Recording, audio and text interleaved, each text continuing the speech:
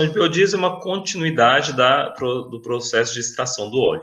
Então, o diesel, né, o diesel é originado do petróleo, ele é extraído através do refino, onde nós retiramos várias frações, né, o gás GLP, que tem em torno de 9%, cada petróleo vai ter um percentual diferente. Em seguida, a gente retira a nafta de petróleo, que vai para a indústria petroquímica, e produz o etileno, o propileno, o estireno, que são os petroquímicos para a produção de polímeros, por exemplo, tá?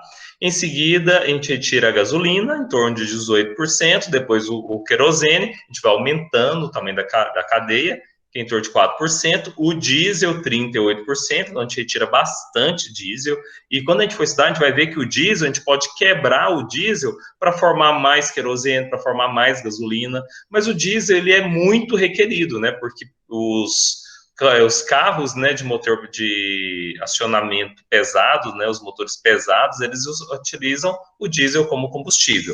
Embaixo tem o óleo combustível, que é o óleo BPF, né, óleo com baixo ponto de fulgor, 17%. Abaixo, asfalto, 1%, e o coque, 2%. O coque é o resíduo final. O asfalto é o que vai para a pavimentação. O coque é o resíduo que é utilizado para, por exemplo, para pigmentar pneus. Então, o que dá o pigmento de pneus é esse resíduo, que é o coque. Ele é utilizado também, o carbono alimentar utilizado nos eletrodos, nas ligas de ferro carbono, é esse coque final.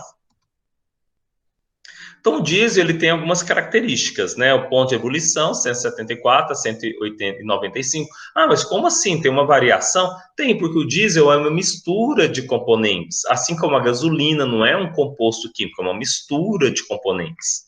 A densidade vai variar de 0,82 a 0,88 gramas por ml. Eles apresentam enxofre, né? Se tem uma concentração do tipo 0,35% de enxofre, é o tipo D. O tipo D é 0,2 e o tipo S500 é o que tem menor teor de enxofre, 0,05%. Tá? O enxofre é um grande problema, tá? Tanto com relação ao diesel, quanto ao meio ambiente, quanto à combustão no carro. Então é um problema para tudo. Vamos falar isso mais à frente. Então, o diesel ele tem um consumo no Brasil 38,5 bilhões de litros, em Goiás 1,5 bilhões de litros. Então, biodiesel, né, tem várias outras fontes, e da mesma forma que o óleo de soja também tem várias outras fontes, mas a mais produzida é através do óleo de soja, e aqui também o mais produzido é através da soja, porque a soja já tem essa facilidade, adaptou bem no nosso clima, ela produz bem e é de fácil colheita. O principal objetivo é fácil colher. A gente vai ver que ela nem tem tanto um percentual tão grande de óleo, mas ela é fácil colheita. Então, as definições, né, do biodiesel, uma definição geral, é um combustível natural usado em motores diesel, produzido através de fontes renováveis, que atende às especificações da ANP, Agência Nacional do Petróleo. Agora é a Agência Nacional do Petróleo e Biodiesel. Definição geral, é um combustível renovável derivado de óleos vegetais, como girassol, mamona, soja e demais oleaginosas, ou de gorduras animais, usados em motores a diesel, em qualquer concentração de mistura, produzida através de um processo químico que remove a glicerina do óleo, que é uma reação de transesterificação.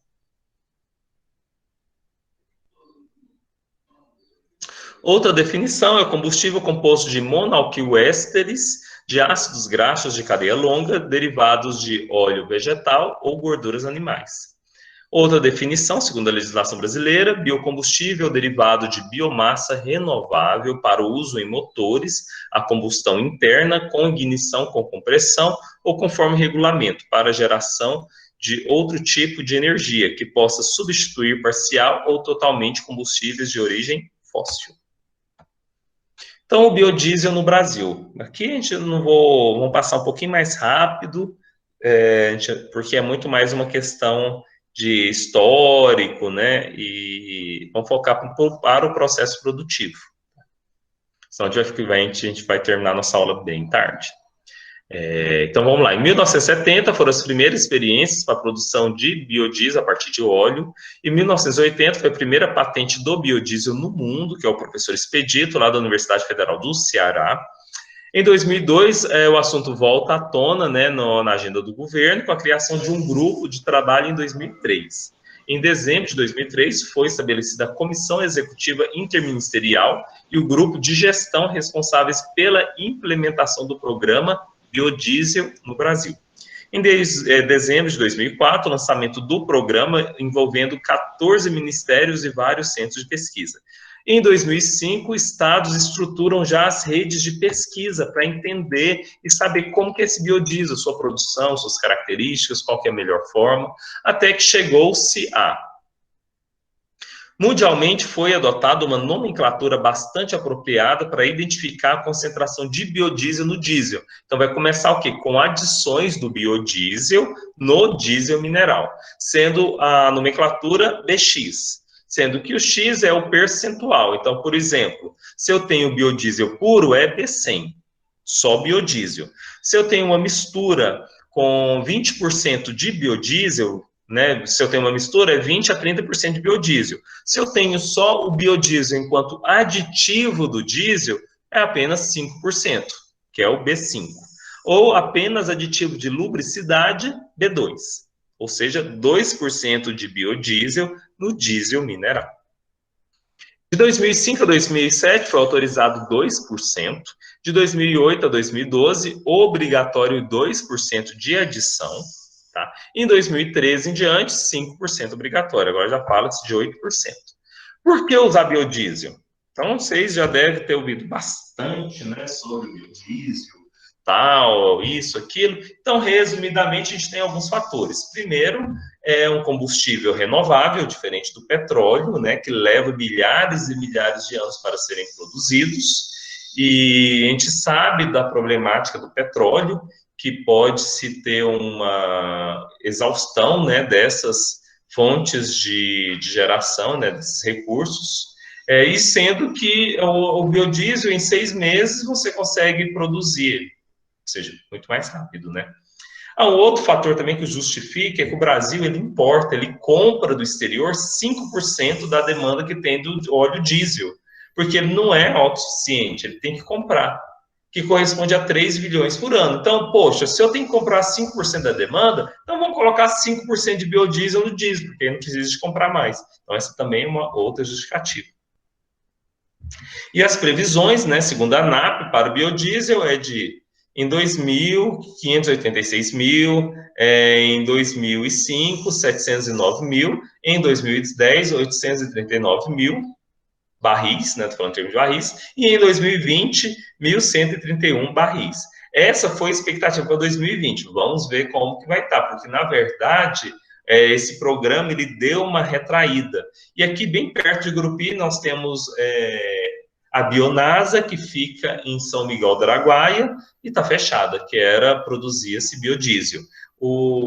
A Granol, em Porto Nacional, ela também foi construída para produzir biodiesel, com foco no biodiesel, ficou muito tempo fechada, né, pela pandemia, e também o ano passado já não andava muito bem a produção de biodiesel no Brasil. Já estava começando a ter uma queda, e agora, então... Então, existe essa justificativa econômica, né, para sua utilização e também uma justificativa ambiental, porque quando você pega o diesel que está no solo, de reserva mineral, queima ele e joga para a atmosfera, você está contribuindo para o efeito estufa. E quando você planta a soja, ela vai retirar o CO2 da atmosfera, você não contribui. Então, você tem... ele é menos tóxico porque tem menos enxofre, é quase nada, o teor de enxofre é muito pequeno, tem, mas é muito pequeno. E o diesel, né, o petróleo extraído do solo, ele tem muito enxofre, dependendo da localidade. Inclusive, é o que nós vamos estudar mais à frente, né, quando a gente for estudar sobre refino de petróleo. O que dá qualidade no petróleo é se o petróleo é azedo ou doce. Tem vários fatores, né, mas um dos principais é esse. Então, o petróleo doce é que ele tem pouco enxofre. Petróleo azedo é aquele que tem muito. Azedo por quê? Porque é muito ácido, né? Porque tem muito enxofre, tá? Mas a gente vai discutir lá na frente, em outras aulas, lá no fim da nossa disciplina.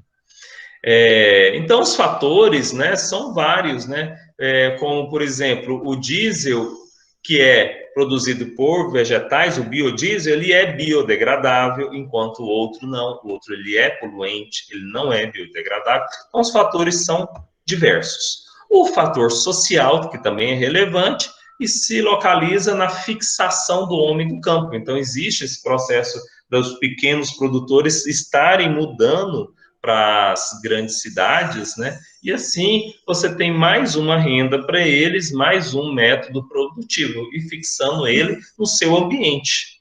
Então também existe um apelo social para isso.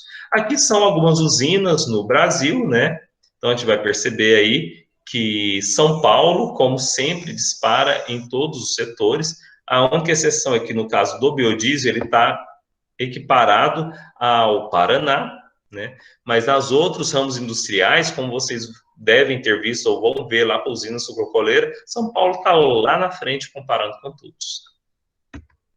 Algumas usinas de Goiás, não vou entrar muito em detalhes, tá? E existem alternativas potenciais para a produção de biodiesel no Brasil. Então, então, há produção alternativa utilizando oleaginosas. Existem oleaginosas aqui no Tocantins mesmo, que são promissoras, né? Sendo uma oportunidade, uma condição a mais para a produção de biocombustíveis. Principalmente considerando a sazonalidade, produzem em outras estações, tem uma boa qualidade e é possível realmente produzir biodiesel a partir delas. Eu vou citar algumas delas aqui, tá? Por exemplo, a gente tem essas oleaginosas com teor de óleo. Então, a gente percebe o algodão, 30%, 40% de óleo, amendoim, 40%, 50% de óleo, né? O babaçu, 58% a 67% de óleo. O único problema do babaçu é a dificuldade para colher o babaçu, que tem que ser manual. Então, você tem aí todos os outros, e olha lá a soja, gente, 18% a 21%. Então, a soja é um dos piores, né? Talvez o pior. É o que tem menor teor de óleo. Contudo, o plantio, a colheita da soja é muito fácil. Isso faz com que ele seja o grão utilizado tanto para a produção de óleo comestível, quanto óleo para a produção de combustível. Então, a soja, né, ele começou a ser plantada, né, especialmente lá na região sul. A gente vê a mancha aqui, ó, de amarelo. Opa, passou para frente. Depois ele foi expandindo, agora expandiu, partindo aí da região centro-oeste para a norte. E o único problema com essa história toda é que o gado ele vai subindo, né? E agora o gado está vindo aqui, ó, para a região norte. Então, é uma questão também um pouquinho complicada, né? As áreas de plantio de soja vão aumentando, mas outros problemas. E aqui tem os valores de girassol, a sua produção em hectares, tá? Depois vocês vão ler esse material. O dendê, mamona, e tem outros também que podem ser utilizados, como amendoim, algodão, canola, coco, macaúba, nabo forrageiro, pequi, pinhão manso, buriti, jojoba, tá? Mas todos esses são possibilidades, mas de longe a soja é o principal. Então vamos ao processamento, que é o mais importante. A etapa inicial, conforme vocês já viram, né, comigo aqui, hoje mesmo, né, quando a gente fala da obtenção do óleo de soja, então tem o recebimento do grão, pré-limpeza, secagem, armazenagem em silo, moagem, né, quebrando ele, separando as cascas que podem ser misturadas aqui com farelo, vem para o cozimento, em seguida os laminadores para formar os flocos. Pode ser feita uma extração por prensagem, aí você já obtém aqui o óleo bruto, ou ao invés de fazer a prensagem, você pode passar por laminadores, obtendo flocos, faz uma expansão, fazendo um cozimento, resfria e a extração com solvente. Com solvente a gente utiliza o hexano, a torta vem aqui para o dessolventizador e obtém o farelo de soja, enquanto isso a micela, que é a mistura do solvente mais o óleo bruto, vem para a destilaria, o solvente retorna para o processo, que é o hexano, e o óleo bruto, ele é feito uma degomagem, que é aquela parte inicial, onde se retira as gomas, a lecitina de soja, adicionando água, hidrata, centrifuga, é até essa etapa que é feito o fazendão, e aqui o óleo pode ser direcionado para a refinaria, para a produção de óleo comestível, ou pode ser direcionado para a produção de biodiesel, que é o que nós vamos ver agora.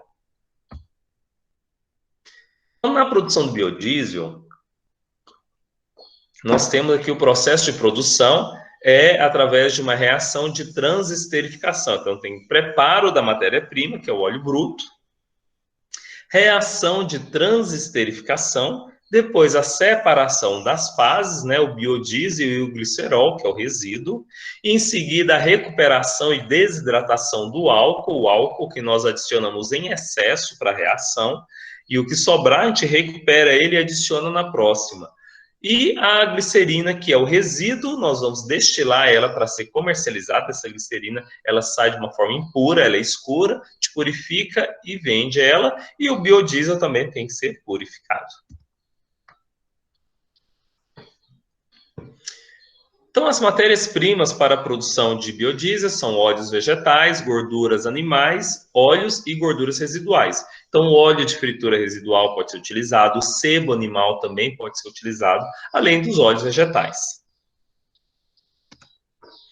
A reação de transesterificação é essa aqui que a gente está observando, ó. Então, nessa extremidade aqui, nós temos o triacilglicerídeo. Por que triacil? Eu tenho essa molécula aqui, ó, com 3 hidroxilas no final, que é a glicerina. É essa daqui, ó. Então, 3 carbonos, cada carbono tem ligado uma hidroxila, acaba sendo um triol. Isso daqui é a glicerina, que é o nome comum dela. Então, essa glicerina tem ligado a ela 3 ácidos carboxílicos, que é o ácido carboxílico, que é esse aqui. Aliás, não tem aqui não. Então, é o ácido carboxílico, que tem uma cadeia R, que é um número par, que pode ser 10, 12, 14, 16, 18 carbonos. Isso faz com que cada óleo seja diferente de um produto para o outro, além dele poder ter insaturações ou ser saturado, então os óleos são diferentes, mas essa cadeia R que é o que diferencia. Isso aqui é igual. Então, isso aqui é o triacilglicerídeo. Nós vamos reagir ele com 3 moléculas de metanol. Então, esse aqui é um carbono, met, OH no final, ou metanol. Então, 3 moléculas de metanol. Nós vamos fazer uma reação com catálise básica, nós vamos adicionar hidróxido de sódio. Assim, nós vamos quebrar essas ligações. E isso daqui é a glicerina que sai residual. E aqui, ó, nessa extremidade, vai ser reagido o ácido graxo mais uma molécula de etanol, formando um éster. Esse éster é o biodiesel. Então, a gente tem essa extremidade aqui, que é essa extremidade, mais um álcool. E assim você reage e libera uma molécula de água. Ok? Essa é a reação de transesterificação. Óleo vegetal mais álcool com catalisador, que é uma base, formando biodiesel mais a glicerina. Então, nós temos aqui o glicerol mais o ácido graxo, ele se liga, formando o triacilglicerídeo, ou a triacilglicerol, que é o óleo ou gordura.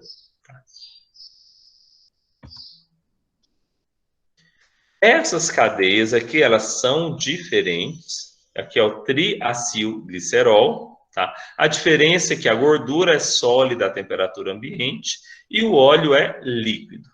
Essas 3 cadeias são diferentes de um material para outro, dando condições e características diferentes.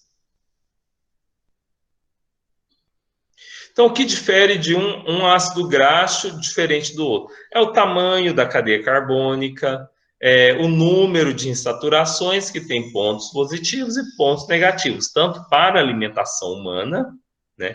Quando a gente fala de alimentação humana, quanto maior a insaturação, melhor o óleo, como o óleo de oliva, azeite de oliva, tá? Ah, e esse termo azeite. Azeite é quando não é refinado, você apenas extrai e já consome. Então, azeite de dendê, azeite de oliva, azeite de macaúba, quer dizer que não foi refinado. Óleo de coco foi refinado, óleo de canola, óleo de qualquer outra coisa passou pelo processo de refinação. Então, existem duas rotas para se fazer o biodiesel. A primeira rota é a rota metílica, que é essa daqui, ó. A rota metílica, nós vamos pegar aqui o óleo vegetal, né? Ele tem 920 gramas por mol, isso aqui é uma média, tá? Só para a gente ter uma ideia. Mais 3 moléculas de metanol. O metanol é 32 gramas por mol, são 3, então vamos multiplicar aqui, dá 96. E com isso vai formar 3 moléculas de biodiesel, cada molécula de biodiesel é 308 gramas por mol, e a glicerina, que é 92 gramas por mol. E o mais interessante disso é que eu vou utilizar 100 ml num piloto, 100 ml de óleo vegetal, adiciono 10 ml de metanol, vai produzir 100 ml de biodiesel. Então veja como é bom, você adiciona 100 ml de óleo, produz 100 ml de biodiesel. E vai sobrar 10 ml de glicerina, que é o resíduo dessa reação.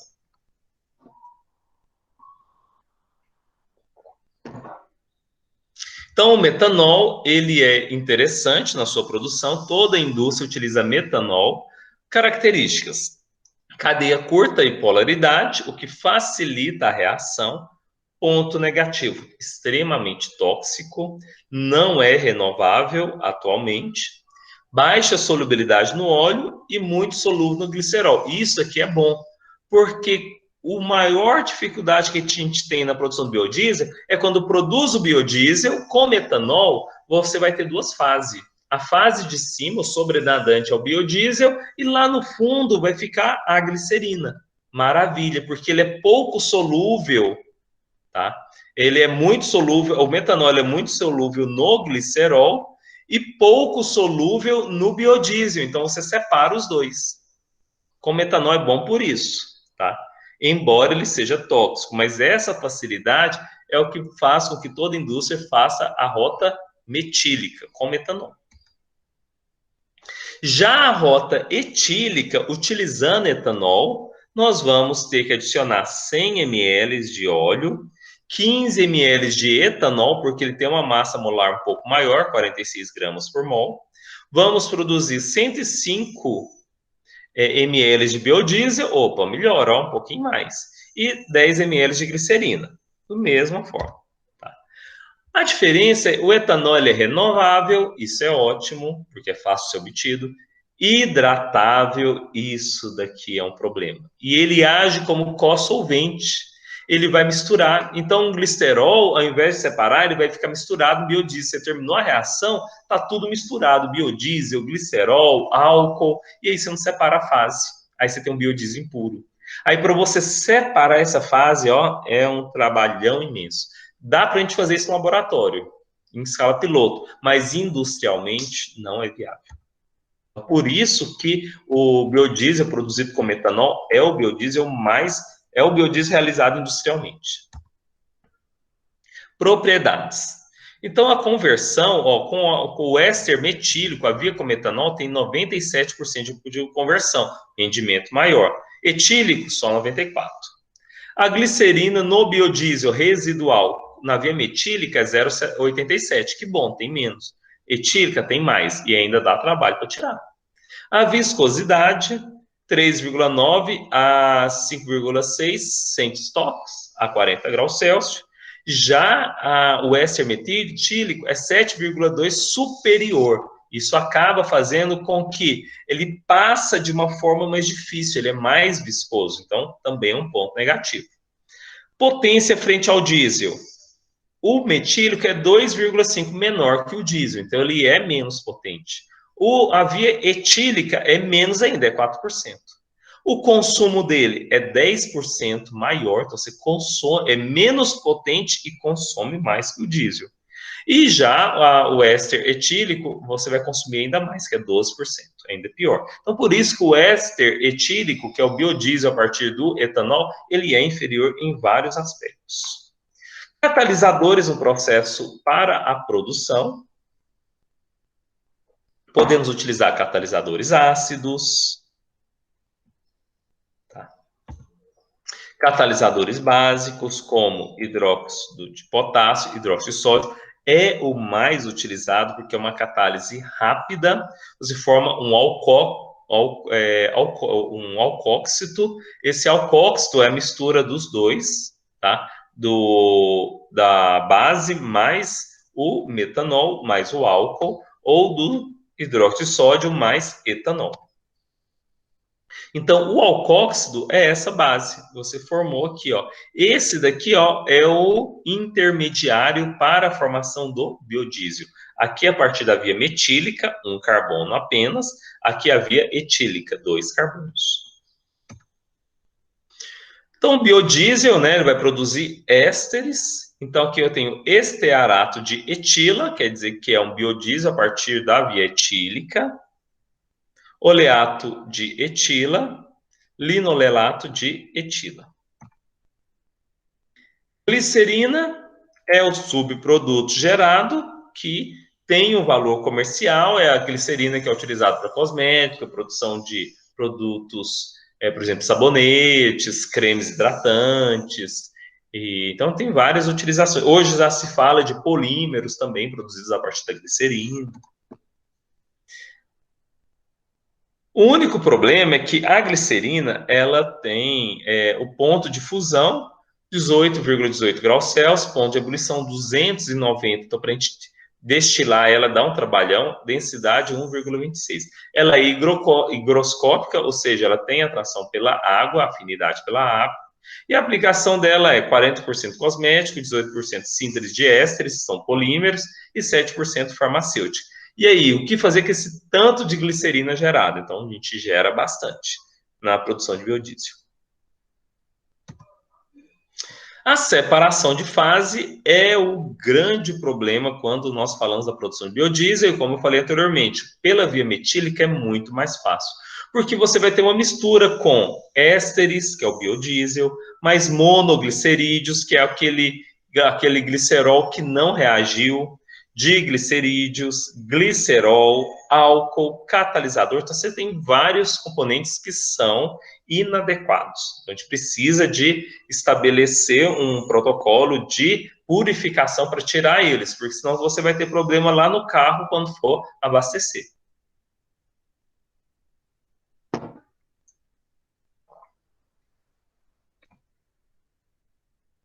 Se a reação atingir um nível alto de conversão, ou seja, formar muito produto, o produto formará duas fases líquidas e uma fase sólida se for usado um catalisador sólido. Por exemplo, os catalisadores ácidos geralmente vêm numa base sólida, então você tem um catalisador sólido. Aí forma 3 bases, aí 3 fases, aí você separa elas, sendo que o sobrenadante vai ser o biodiesel. Como aquele mesmo princípio de Le Chatelier, se você aumenta a concentração de um componente, você aumenta a velocidade de reação. Então, como o álcool é o produto mais barato, a gente adiciona ele com maior quantidade para que você consiga deslocar a equação para a formação de produto e gerar mais biodiesel. E no final das contas, você destila e recupera o álcool que vai ser utilizado na próxima batelada. Então, você consegue aumentar a eficiência do seu processo. A glicerina gerada, ela é castanha escura, ela é impura. Você pode vender, mas o preço dela é muito baixo. Para ela ter valor comercial, você tem que purificar. E a purificação é com destilação a vácuo. Ou seja, aquece e coloca um sistema de vácuo em cima para acelerar o processo de evaporação desses componentes inadequados, né, essas impurezas. O biodiesel, na sua purificação, ela é realizada a partir de lavagens. Você adiciona água, agita o material e depois coloca na centrífuga e retira essa água. Aí você vai retirar resíduo de álcool, resíduo de sabão, resíduo de catalisador, que é o hidróxido de sódio ou hidróxido de potássio. Então você tira esses resíduos em geral. Então o tratamento é lavagem. A produção de de biodiesel, hoje em dia existem muitos estudos em muitas áreas, está todo mundo correndo aí para processos produtivos mais baratos.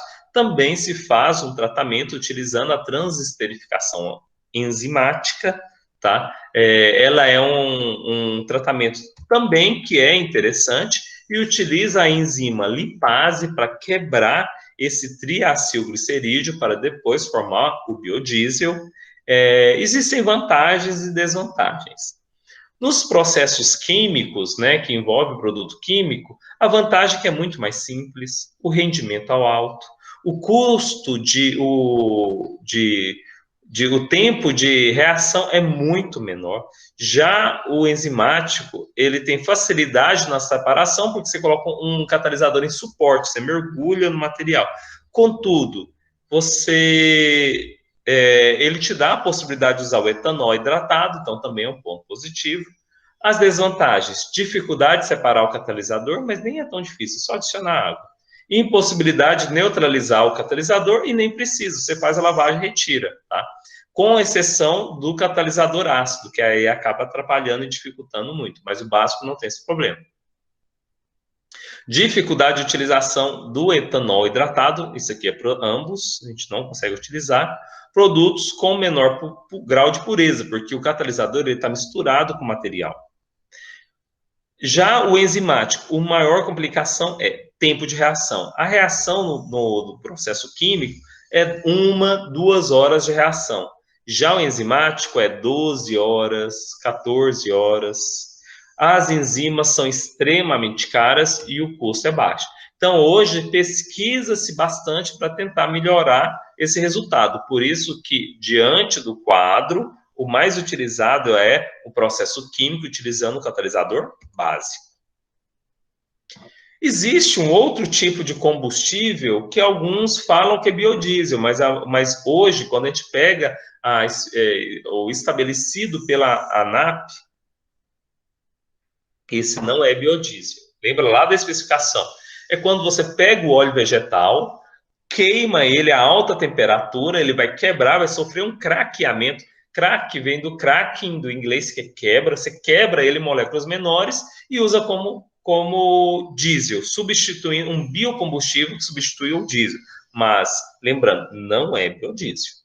Tá? Então, tem gente que fala que ele é similar, mas não é. Porque você vai ter uma mistura heterogênea com moléculas grandes, pequenas, as propriedades são variadas, se você usa uma temperatura muito alta, muito baixa, então ele não é padronizado, por isso que não é considerado como biodiesel. Tá? Então, o processo de produção, né, eu já tinha comentado anteriormente, né, nós vamos ter aqui o grão, a extração, aí obtém aqui o óleo ou gordura, passa por um pré-tratamento, aí a reação de transesterificação, utilizando etanol. Tá? Esse etanol que vem da etapa posterior, vem destilado, e aqui o etanol anidro. Então, adiciona o etanol, transesterificação, tá? Você vai...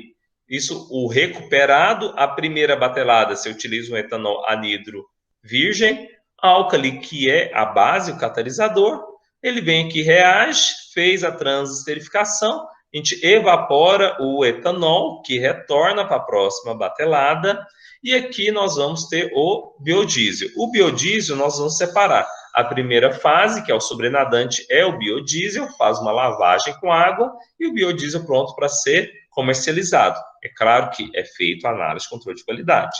Já a glicerina, ela contém muitas impurezas, então é feito o tratamento primeiramente com água, para fazer a lavagem desses sabões que são retirados. Aí nós temos a glicerina bruta. Aqui sim, ela pode ser submetida a um processo de destilação para obter a glicerina purificada. Perguntas, gente, até agora? Então, processo, qualquer coisa pode colocar lá no chat.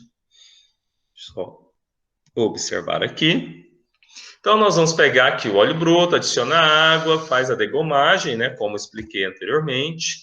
Esse óleo ele vem para a etapa de secagem, né, com aquecimento mais o vácuo. E esse óleo seco, ele é adicionado, né, a soda cáustica, e nós vamos ter o processo de neutralização, tira as borras e a lavagem. Aqui adicionamos água, tiramos, fazemos a lavagem, tá? Então, de uma forma muito simples. Então, falando um pouquinho de resolução, também a gente não vai dedicar muito tempo, porque o nosso objetivo é muito mais ver o processo produtivo, né, dela. Então, a gente tem aqui a resolução da ANAC, número 42, que traz as especificações do biodiesel. Então, aqui ó, tem um quadro com a especificação, e isso faz com que nós padronizemos o biodiesel, e o objetivo é que o biodiesel seja o mais próximo possível do diesel, seja o mais parecido possível do diesel. Então, e nesse processo, a gente tem essa especificação, e é importante a gente lembrar aqui ó, de alguns componentes. Por exemplo, a glicerina livre, o máximo é 0,02, porque se tiver muita glicerina livre ou total, que é no máximo 0,38, isso aí vai lá para o motor e vai entupir, formar uma borra e fazer uma bagunça. Então, por isso tem que ser muito bem estabelecido. Os monoglicerídeos, diglicerídeos, triglicerídeos também têm uma especificação máxima, não pode ter uma quantidade alta, tá? Então, tudo isso é estabelecido aqui, ó. A gente tem todas as condições com relação ao biodiesel. Aqui umas propriedades do biodiesel também não é o nosso foco, mas como o material que eu disponibilizei para vocês tem ele, eu vou comentar rapidamente, né? Então, a gente tem a viscosidade, a densidade, que é importante para que a injeção desse combustível seja adequada, para que você consiga ter uma homogeneidade nesse processo de combustão. A lubricidade, o bom é que o diesel precisa adicionar lubrificante. Nesse caso, o biodiesel ele já funciona como lubrificante. Então, você resolve o problema, por exemplo, adicionando 2,5%. Ponto de fulgor, que é a menor temperatura no qual o biodiesel, quando aquecido, ele entra em combustão e fornece uma chama, também ela é importante, é outro padrão que é avaliado. O percentual de água e sedimentos, né? Se você tiver valores, se eu não me engano, maiores que 1,5%, você vai ter problemas lá na combustão do carro. Viscosidade cinemática, né? Também outra propriedade fisicoquímica importante, tá? Corrosividade ao cobre, porque as ligas que tem o motor são ligas de cobre, então se ele corroer o cobre vai ter problema. O biodiesel não tem muito problema. Quem vai ter muito problema é o diesel tradicional, porque quando tem enxofre presente, esse enxofre é que vai atuar corroendo o material. Por isso que o teor de enxofre no diesel altera o preço quando você vai comprar ele, tá? Porque também altera o tempo de vida útil do motor. Que esse padrão também ele é determinado a partir do teste chamado de cinzas sulfatadas. Também o tanto de resíduo inorgânico que tem presente.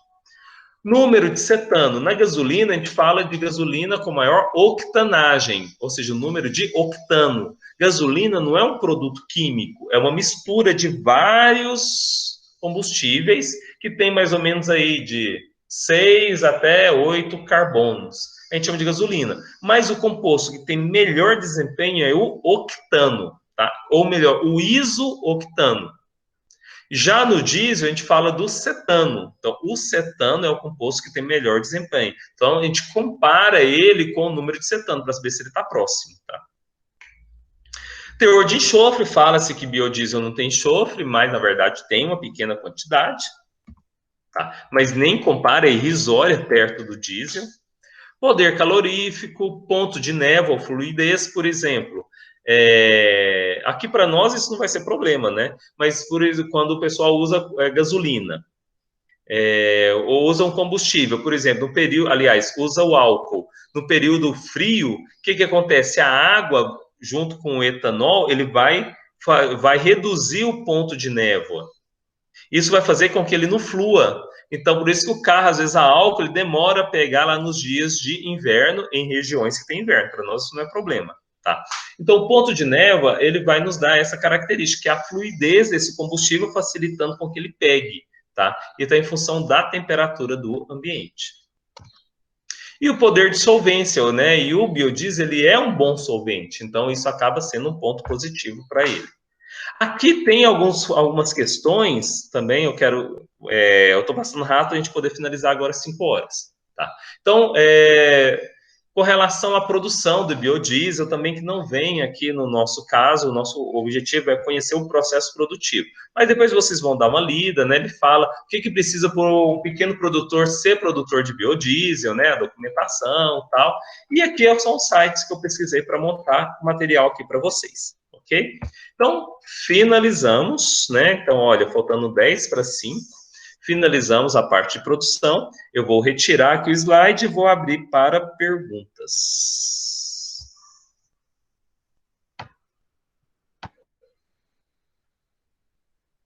Maratona hoje foi boa, né? 3 horas aí de aula falando sem parar. E aí, gente? Tudo bem? Como é que vocês estão? Alguma pergunta? Foi bom? Foi cansativo? Aprenderam? Ficou confuso? E aí? Então, ative o microfone aí, quem quiser dar um retorno. Eu vou parar, eu vou fazer o seguinte, eu vou parar a gravação, a gente já finalizou nossa aula, tá?